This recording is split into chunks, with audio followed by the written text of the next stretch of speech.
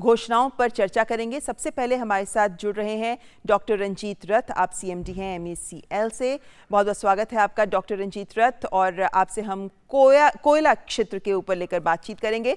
Doctor रथ, हम जानते हैं कि भारत की अगर हम बात करते हैं तो पूरे विश्व में, जैसा कि आज भी कहा गया, कि तीसरे नंबर पर आता है भारत जब हम इस संसाधन की बात करते हैं। इसके बावजूद हमें आयात भी करना पड़ता है।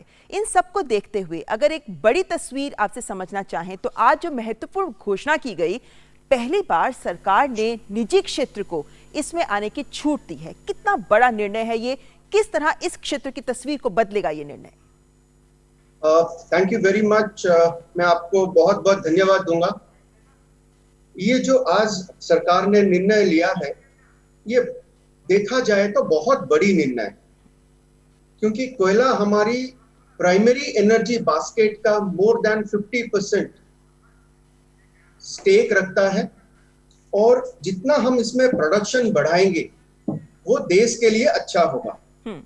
और क्योंकि अभी हम कमर्शियल माइनिंग की कोशिश कर रहे हैं अभी, and commercial mining through private sector participation, इससे ना तो हमारी प्रोडक्शन बढ़ेगी, इसके साथ साथ नई टेक्नोलॉजी की भी आजाद होगी।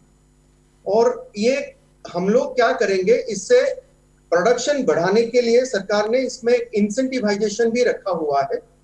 तो जो भी कंपनियां आएंगी इस पे जुड़ने के लिए, उनकी ये मुहिम रहेगी कि ये प्रोडक्शन बढ़ाएंगे, और वो तब पॉसिबल है जब वो नई नई टेक्निक लाएंगे।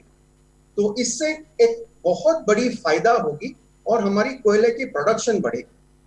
इसके साथ साथ कुछ और प्रक्रियाओं को सरलीकरण की भी बात की गई है। जो लीज है खदानों की, उसके हस्तांतरण की भी बात की गई है। इस तरीके के जो नीतिगत निर्णय है वो कहां तक निवेश को आकर्षित करेंगे और निजी कंपनियों को भी आकर्षित करेंगे इस खनन के क्षेत्र में योगदान के लिए? बिल्कुल करेगा। अगर आप हमें पूछेंगे, एक चीज इसमें सरकार ने आज काफी अच्छा चीज कहा है कि जो पहले कम या कुछ हद तक एक्सप्लोरेशन हुआ था, अभी सरकार ने ये कहा कि जो पहले प्रोविजन था कि फुल्ली एक्सप्लोर्ड ब्लॉक को हम ऑक्शन करेंगे, अब आज जो सरकार ने निर्णय लिया है कि आप एक्सप्लोरेशन भी कर सकते हैं। तो इससे एक त्वरान्वित संस्था हो जाएगी और प्राइवेट सेक्टर एक्सप्लोरेशन भी करेगी और प्रोडक्शन को बढ़ावा देगी। इसी से जुड़ी बात पूछना चाहूंगी डॉक्टर रथ। जैसा कि आपने कहा कि एक्सप्लोरेशन भी अब हो सकती है, लेकिन इसमें दो चीजें और जोड़ी गई हैं कि आप एक्सप्लोर भी कर सकते हैं, आप खनन भी कर सकते हैं और आप उत्पादन भी कर सकते हैं। इन तीनों का जोड़ा जाना, इसको लेकर जो कॉम्पोजिट पॉलिसी सामने आई है, नीतिगत बदलाव सामने आया है, ये किन मायनों में महत्वपूर्ण है? देखिए, ये एक वैल्यू चेन होता है कोई भी माइनिंग सेक्टर का। एक्सप्लोरेशन से आप एक्चुअली पहला रूपरेखा रखते हो, फिर आप प्रोडक्शन करते हो या माइनिंग करते हो, फिर प्रोडक्शन, माइनिंग, प्रोडक्शन में जाते हो। तो अगर हम किसी एक एंटिटी को या प्राइवेट सेक्टर को तीनों पहलू को एक साथ देते हैं, तो उनको एक प्लानिंग करने के लिए आसान होगी। वो उनकी जो प्रोडक्शन की रूपरेखा है वो उसको धारा में रखते हुए अपना एक्सप्लोरेशन का प्लान करेंगे, माइनिंग का प्लान करेंगे और प्रोडक्शन की इजाफा करेंगे। तो ये एक बहुत बड़ी उपलब्धियां होगी। जी, साथ में आपसे ये भी जानना चाहेंगे कि खनिज क्षेत्र को लेकर जो निर्णय किया गया, खासतौर पर जो बॉक्साइट और कोल, इन दोनों को ही, खदानों को साथ में संयुक्त, इनके लिए साझा एक व्यवस्था तैयार कर रहे हैं, ये किन मायनों में बदलाव लाएगा? देखिए, बॉक्साइट एक और एल्यूमिनियम प्रोडक्शन एक ऐसा बहुत पावर इंटेंसिव है। करीब करीब 40% कंजम्पशन होता है जब आप स्मेल्टिंग करते हो। तो ये एक बहुत बड़ी और फॉरवर्ड लुकिंग डिसीजन है सरकार की, क्योंकि हमारे देश में पावर की कमियां हैं या उपलब्धियां हैं। ये एक किसी भी प्रोडक्शन कंपनी को, या कोयला कंपनी हो या बॉक्साइट कंपनी हो, जब आप दोनों को मिला के ऑप्शन करते हो तो एक मिनरल सिक्योरिटी इसमें हो जाती है कि बॉक्साइट की माइनिंग भी होगी और एल्यूमिनियम प्रोडक्शन के लिए जो कोल ब्लॉक की जरूरत होता है वो साथ साथ चलेगी। तो हमारे मानने से ये एक बहुत बड़ी फॉरवर्ड लुकिंग डिसीजन है सरकार की। जी डॉक्टर रथ, आप जिस तरीके से एक्सप्लेन कर रहे हैं हम ये समझ पा रहे हैं कि इन तमाम निर्णयों के जरिए जितनी मेहनत की जा रही है इस क्षेत्र में उससे ज्यादा कुछ प्राप्त किया जा सके, एक ये सोच जरूर आधारभूत सोच नजर आती है। लेकिन साथ ही एक बड़ा सवाल ये भी उठता है कि कोयला क्षेत्र को लेकर जो अहम निर्णय किए गए हैं, 50,000 करोड़ तो इसमें ढांचागत विकास में ही निवेश की बात की गई है। 2023-24 तक 1 बिलियन टन तक का कोयला उत्पादन के लक्ष्य रखे गए हैं। इन तमाम चीजों को देखें तो जो एक सोच सामने आती है कि क्या इसके जरिए एक आम व्यक्ति को किस तरीके का फायदा होगा, किस तरीके से हमारी अर्थव्यवस्था के साथ जो लोग जुड़ रहे हैं उनको फायदा होगा, कहां तक रोजगार उपलब्ध कराए जाएंगे। देखिए, खनन एक ऐसा सेक्टर है जिसमें रोजगार की प्रावधान बहुत है, क्योंकि ये एक मैन पावर इंटेंसिव सेक्टर है। जब आप माइनिंग करते हो तो आपकी लोकल एरिया डेवलपमेंट होता है। सरकार की ये जो एक नीति है डिस्ट्रिक्ट मिनरल फाउंडेशन, उसमें उसी डिस्ट्रिक्ट को फायदा होता है। पर उससे आगे आप अगर देखेंगे कि माइनिंग करने के लिए जो इक्विपमेंट्स होंगे, जो मैन्युफैक्चर होंगी उस इक्विपमेंट में, उसमें मेक इन इंडिया की बहुत सहयोग रहेगी। और जो माइनिंग इक्विपमेंट एंड जो इंफ्रास्ट्रक्चर उसके साथ जुड़ी हुई है, जैसे रेलवे की इंफ्रास्ट्रक्चर हो गई, मैन्युफैक्चरिंग यूनिट की इंफ्रास्ट्रक्चर हो गई, connectivity from the hinterland to the port हो गया, तो ये सारा एक वैल्यू चेन क्रिएट करेगा और इकोनॉमी को कंप्लीट सॉल्यूशन देगा ये। साथ ही में कई इंसेंटिव्स की बात डॉक्टर रथ आज की घोषणाओं में की गई है, जिसमें से उदाहरण के तौर पर गैसिफिकेशन और लिक्विफिकेशन के लिए भी इंसेंटिव्स दिए जाएंगे। हम जानते हैं कि हमारा देश गैस आधारित व्यवस्था की ओर बढ़े, ये हम चाहते हैं। कहां तक इस लक्ष्य को हासिल करने में ये महत्वपूर्ण होगा? ये एक बहुत फॉरवर्ड लुकिंग इनिशिएटिव है, क्योंकि देश हमारा पेट्रोलियम और क्रूड ऑयल के इंपोर्ट पे डिपेंडेंट है जी। तो इसीलिए अगर हम कोल बेड मीथेन को भी प्रमोट कर रहे हैं, जो कि आज की सरकार की अनाउंसमेंट में है, तो ये गैस इकोनॉमी को प्रमोट करेगा। और जो हमारी, आपको पता होगा, सरकार की एक ऊर्जा गंगा की जो इनिशिएटिव है, तो वो पूरा कोयला सेक्टर जो हमारी ईस्टर्न सेक्टर में झारखंड हो गया, साउथ बिहार हो गया, ओडिशा हो गया, छत्तीसगढ़ हो गया, ये वो वाली जो एरिया है हमारी जहां कोयला की ज्यादा से ज्यादा खनन होती है, वहां सीबीएम की प्रोडक्शन अगर शुरू हो गई तो ये हमारी गैस इकोनॉमी को भी फायदा करेगा।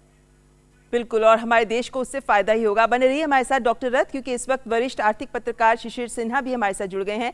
शिशिर जी, कोयला क्षेत्र को लेकर जो बड़ी घोषणा की गई है कि अब निजी क्षेत्र भी खनन कर सकता है, जिसके लिए कहा गया है कि 50 कोल की खदानों के साथ साथ खनिज खदानें 500 हैं जिनकी नीलामी की जाएगी। पारदर्शी प्रक्रिया के तहत ये तमाम सारी नीलामी होगी। इस निर्णय को लेकर आपको क्या लगता है, किस तरीके से कोयला क्षेत्र और उससे जुड़ी हमारे देश की अर्थव्यवस्था बहुत करीब से कहां तक प्रभाव पड़ेगा? देखिए, इस समय जो स्थिति है उसमें हम बड़े पैमाने पर आयात भी कर रहे हैं और उसके पीछे बार बार ये कहा जाता है कि जिस तरह की क्वालिटी की जरूरत होती है अलग अलग सेक्टर्स में, वो सेक्टर्स के हमारे पास जो कोयला है वो उपलब्ध नहीं है। दूसरी तरफ जब ये चर्चा आती है कि हमारे पास अनटैप्ड पोटेंशियल कितना है और वो हमें उसकी क्वालिटी का अंदाजा जो है बहुत सही तरीके से नहीं लग पाता है, तो इस अंतर को दूर करने में सहूलियत मिलेगी जब हम ज्यादा से ज्यादा खनन की बात सोचेंगे। दूसरी बात जो कि काफी महत्वपूर्ण है, इसमें एक तरीके से ये जो एक कैप्टिव माइनिंग वाला जो कंसेप्ट था कि आप जो अंतिम इस्तेमाल करने वाले हैं वो खनन करेंगे, वो अंतर को खत्म किया जाना बहुत ही महत्वपूर्ण है। और ज्यादा से ज्यादा लोग जब इस सेक्टर में आएंगे, उनके बीच में कंपटीशन बढ़ेगा, तकनीक लाने की होड़ मचेगी, तो बेहतरी की उम्मीद ज्यादा बनेगी। और हम ये भी स्थिति हो सकता है कि कई जगहों पर जो हमारी कोयला, हमारे यहाँ जो कोयला उत्पादन होता है, जो कुछ भी सरप्लस हो सकता है, कि हम उसका एक्सपोर्ट कर सकते हैं कि नहीं, क्योंकि एंड यूजर्स को लेकर के जो रेस्ट्रिक्शंस है, जो पाबंदी है, जो खत्म करने की बात की गई है, अमूमन यही होता था कि आप खनन करते थे, आप ही इस्तेमाल करते थे। अगर आपके पास ये सहूलियत हो कि आप निकालें और उसको बेचे, तो मार्केट में एक कंपटीशन भी बढ़ेगा, जिसका फायदा पूरे सेक्टर को मिलेगा। बिल्कुल, और इसी उम्मीद के साथ कि सेक्टर को भी फायदा मिलेगा और रोजगार के अवसर भी पैदा होंगे, इसी के तहत ये घोषणाएं भी की गई हैं। डॉक्टर रंजीत रथ, आपका यहाँ धन्यवाद करना चाहेंगे, लेकिन शिशिर जी आप बने रहिए हमारे साथ, क्योंकि आज वित्त मंत्री ने जो और अहम घोषणाएं की हैं उन पर भी हम आपसे चर्चा जरूर करेंगे। लेकिन यहाँ पर हम अपने दर्शकों को भी एक बार दिखा दें कि किस तरीके से सरकार ने देश में ढांचागत सुधार को लेकर अहम घोषणाएं आज की हैं। आपको बता दें कि जो आज चौथी किश्त इस आत्मनिर्भर भारत अभियान के तहत आज जिनकी घोषणा की गई है, उनके तहत सरकार का सुधारों पर लगातार इस आज की घोषणा के तहत जोर रहा है, जिसमें ढांचागत सुधार पर आज सारी जो घोषणाएं थी वो केंद्रित रही हैं। निवेश बढ़ाने के लिए नीतिगत बदलाव किए गए हैं ताकि ये निवेशक आएं और निवेश करें, ताकि हमारे यहाँ औद्योगिक प्रक्रिया को और रफ्तार मिल सके। सबसे बड़ी घोषणा जो बिजली क्षेत्र से आई है वो ये आई है कि संघ शासित प्रदेशों में बिजली वितरण का निजीकरण किया जाएगा और उसके बाद इसको दूसरे बाकी राज्य भी इसको एक नजीर के तौर पर समझते हुए इस मॉडल को अगर स्वीकार करेंगे तो ये अन्य राज्यों में भी लागू हो सकता है। लेकिन फिलहाल यूटीज में, संघ शासित प्रदेशों में इसे लागू किया जा रहा है। औद्योगिक पार्क और SEZs, इनके विकास को लेकर भी अहम नीतिगत निर्णय किए गए हैं। परमाणु ऊर्जा क्षेत्र में भी सुधार पर जोर दिया गया है। इसके तहत मेडिकल आइसोटोप्स बनाने के लिए रिसर्च रिएक्टर बनाया जाएगा, जो PPP मोड यानी पब्लिक प्राइवेट पार्टनरशिप के तहत ये बनाया जाएगा। यानी परमाणु क्षेत्र सिर्फ परमाणु ऊर्जा से ही नहीं जुड़ा रहेगा, बल्कि ये मेडिकल क्षेत्र में, क्योंकि कैंसर इत्यादि के इलाज के लिए इन मेडिकल आइसोटोप्स की जरूरत पड़ती है, ऐसी बीमारियों के लिए, और अब इस क्षेत्र में भी अब काम किया जाएगा। इसके साथ साथ सामाजिक बुनियादी ढांचे पर भी जोर दिया गया है, जिसके तहत ये कहा गया है कि 8100 crore viability gap funding scheme में सुधार करते हुए, जिसका खर्चा 8100 करोड़ है, इसके बारे में बात की गई है। जब तक जहां पर बात करते हैं सामाजिक क्षेत्र की, और उसके तहत कहा गया है कि वायबिलिटी गैप फंडिंग में जो बदलाव किया गया है उसमें इसकी सीमा को 20% से बढ़ाकर 30% किया गया है, ताकि निजी क्षेत्रों का निजी निवेश इस क्षेत्र में, सामाजिक संरचना के क्षेत्र में बढ़ सके। तो ये एक महत्वपूर्ण बात जो आज के तमाम सुधारों का एक पहलू ये भी है जो कि हमने आपके सामने रखा है। लेकिन आज भी वित्त मंत्रालय की ओर से भी यही कहा गया है कि सोशल इंफ्रास्ट्रक्चर के लिए 8100 करोड़ रुपए का प्रावधान होगा। वायबिलिटी गैप फंडिंग के लिए 8100 करोड़ रुपए का प्रावधान किया जा रहा है और सोशल इंफ्रा के लिए 30% वायबिलिटी गैप फंडिंग की जाएगी। अब इस वायबिलिटी गैप फंड से अस्पताल और स्कूलों को लाभ होगा। सामाजिक बुनियादी ढांचे में निजी निवेश को बढ़ाने के लिए ही इन नियमों में बदलाव किए जाएंगे। सामाजिक बुनियादी ढांचे में निजी क्षेत्र के इन्वेस्टमेंट को बल देने के लिए कुछ बदलाव उसमें किए गए वायबिलिटी गैप फंडिंग में। और आपने देखा होगा कोविड-19 के समय भी हमारे जो क्षेत्र हैं जिनका बुनियादी ढांचे में और सुधार चाहिए, उसके लिए बल मिले। इसके लिए थोड़ा बदलाव किया गया है कि 30% केंद्र और 30% जो है हमारा राज्य सरकारें उसमें वायबिलिटी गैप फंडिंग के रूप में देंगी। इससे इस क्षेत्र को बल मिलेगा, लेकिन बाकी सेक्टर्स में 20% ही रहेगा। और इसमें कुल मिलाकर सामाजिक बुनियादी ढांचे के इस सेक्टर के वायबिलिटी गैप फंडिंग के लिए लगभग 8100 करोड़ रुपए का आउटले किया गया है और इन प्रोजेक्ट को राज्य और केंद्र की सरकारें प्रपोज करेंगी। और हमारे साथ शिशिर सिन्हा, आर्थिक विशेषज्ञ, लगातार बने हुए हैं। शिशिर जी, जब हम बात करते हैं, इसी से शुरुआत करती हुई 8100 करोड़ की जो फंड की बात की गई है वायबिलिटी गैप फंड के लिए, इसी से शुरुआत करना चाहें तो सोशल इंफ्रास्ट्रक्चर को ज़्यादा मजबूत करने के लिए ये अहम घोषणा की गई। इसके मायने क्या हैं, किस तरह ये काम करेगा और किस तरीके से ये सोशल इंफ्रास्ट्रक्चर को बेहतर करने में हेल्प कर सकता है?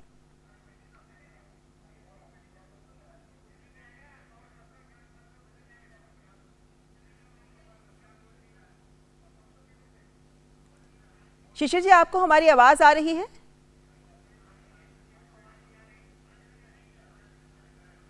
माफी चाहते हैं, शिशिर जी से हमारा संपर्क अभी नहीं हो पा रहा है। लेकिन एक बड़ी बात यह है कि आज सरकार ने तमाम अन्य क्षेत्रों के साथ साथ सामाजिक क्षेत्र के अंदर भी ढांचागत विकास के लिए भी फंड एलोकेट किया है। और इसके साथ साथ एक महत्वपूर्ण बात यह भी है कि सरकार ने आज जो भी घोषणाएं की हैं उनमें संरचनात्मक बदलाव की बात की है। शिशिर जी एक बार फिर हमारे साथ जुड़ रहे हैं।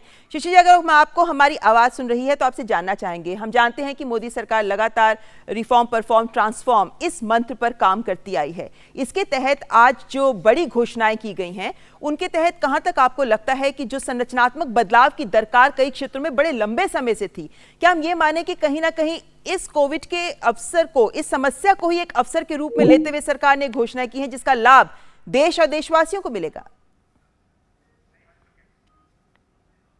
माफी चाहते हैं शिशु जी से हमारा संपर्क फिलहाल नहीं हो पा रहा है, लेकिन